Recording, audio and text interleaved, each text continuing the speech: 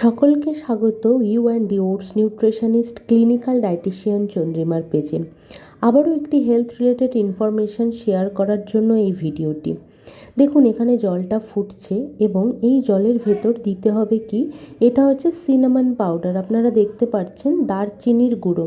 কি করতে হবে, দারচিনির গুঁড়োটাকে কিন্তু এই কাপের ভেতর দিয়ে দিতে হবে।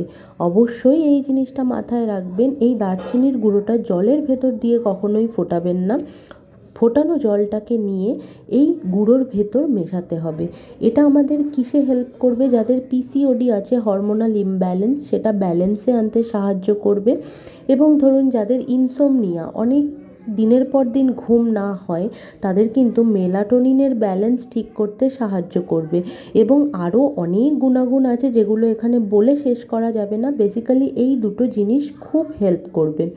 তো এরকম হেলথ রিলেটেড ইনফরমেশান পেতে চাইলে অবশ্যই আমার এই পেজটিকে একটু ফলো করতে পারেন। আর ভিডিওটি যদি আপনাদের ইনফরমেটিভ মনে হয়, অবশ্যই আপনি আপনার যে সমস্ত বন্ধুদের মধ্যে পিসিওডির প্রবলেম রয়েছে তাদের সাথে কিন্তু শেয়ার করতে পারেন, বা যাদের ইনসোমনিয়া রয়েছে।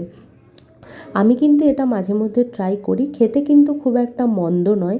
আপনারাও কিন্তু ট্রাই করতে পারেন। এইটুকু বলতে পারি, উপকারই পাবেন, কোনো রকম অপকার হবে না। আর হার্বস আমাদের জন্য অত্যন্ত উপকারী, রাতের জন্য একটা দারুণ ড্রিঙ্ক।